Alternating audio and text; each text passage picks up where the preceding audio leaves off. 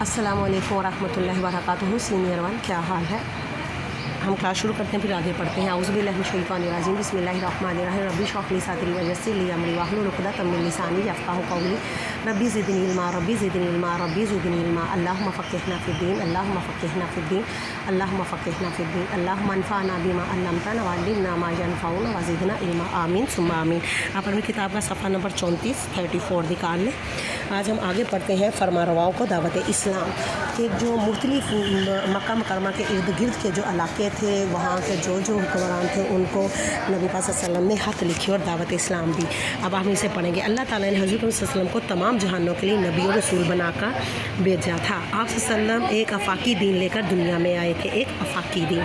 आप सल्लल्लाहु अलैहि वसल्लम का पैगाम पूरी इंसानियत के लिए था। इसलिए ज़रूरी था कि दीन इस्लाम की सच्चाई को अरब से बाहर निकल कर दूसरे इलाकों में भी फैलाया जाए। सुलह हुदैबिया के बाद रसूल वसल्लम ने को कुफार मक्का की तरफ से अमन हुआ, तो आप वसल्लम ने मुख्तलिफ हुक्मरान और फरमारवाओं को खतूत लिखे जिनमें उन्हें इस्लाम की दावत दी गई। उन खतूत में से चंद का जिक्र दर्जा ज़ाइल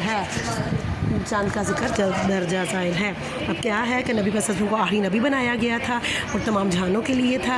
अब आप एक आफाकी दीन लेके आए थे। आप वसल्लम का पैगाम पूरी इंसानियत तक पहुंच रहा था, इसलिए ज़रूरी है कि दीन इस्लाम की सच्चाई अरब से बाहर भी फैले। अब कुरैश की तरफ से अमन हो गया था, तो फिर क्या हुआ, सुलह हुदैबिया के बाद हज़रत वसल्लम ने दूसरों को भी फरमानवाओं को भेजे। अब सबसे पहला जो खत लिखा था वो था कैसर रूम के नाम खत। रूम के बादशाह का नाम क्या था, हरकल था। वो कैसर के नाम से पुकारा जाता था। रूम भेजा और रूम के बादशाह का नाम क्या था, हरकल, और कैसर के नाम से पुकारा जाता। रूम उस वक्त रूए ज़मीन पर सबसे बड़ी फ़ौजी कुव्वत थी, सबसे ज़्यादा फ़ौजी कुव्वत थी।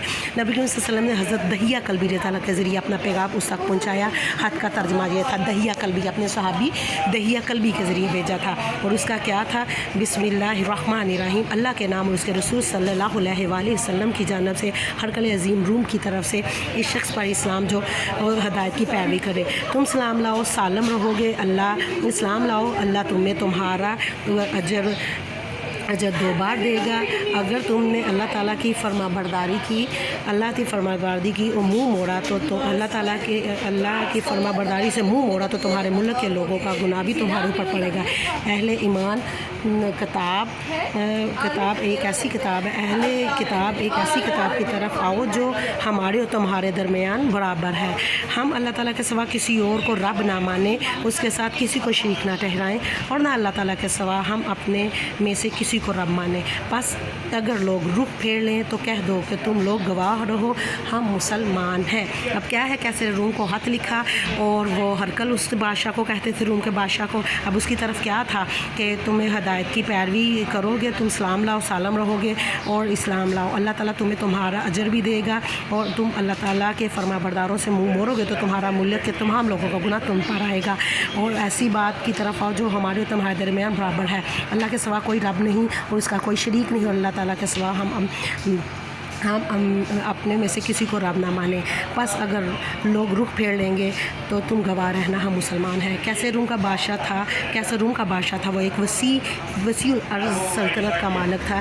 इसने ईरानियों के खिलाफ जंग में फ़तह ली। ईरानियों के दरमियान जंग हुई थी, उसमें फ़तह हुई थी, इसलिए वो अपनी फ़तह का जश्न मनाने के लिए बैतुल मुक़द्दस आया हुआ था। इसने अपने अहलकारों को हुक्म दिया कि अरब ताजरों से कोई मिल जाए तो उसे मेरे पास लाया जाए। इत्तेफाक से उन दोनों अबू सुफियान बिन हर्ब, जो कि उस वक्त तक मुसलमान नहीं हुए थे, तजारत की घर से वहाँ मौजूद थे। कैसे रूम ने अबू सुफियान से कई सवालात किए और हुज़ूर वसल्लम के साथ सख्त मुखालफत के बावजूद अबू सुफियान ने उनके सवालात का ईमानदारी से जवाब दिया। हरकल ने अबू सुफियान का जवाब सुनकर कहा, अगर ये सारी बात सच्ची है तो ये शख्स बहुत जल्द मेरे इन कदमों की जगह का मालिक हो जाएगा। मैं जानता हूँ कि ये नबी आने वाला है, लेकिन मेरा गुमान ना था कि वह तुम में से होगा। अगर मुझे यकीन होता कि मैं इसके पास पहुँच सकूँ तो इससे मुलाकात की जहमत उठाता और इसके पास होता तो इसके दोनों पाँव धोता। हरकल इस हकीकत को जान गया था आप सल्लम के सच्चे नबी हैं, लेकिन अपने उमरा और मजहबी पेशवाओं की मुखालफत और इक़्तिदार की महरूमी के बाद आप सल्लम की नबूवत का एलानिया तौर पर इकरार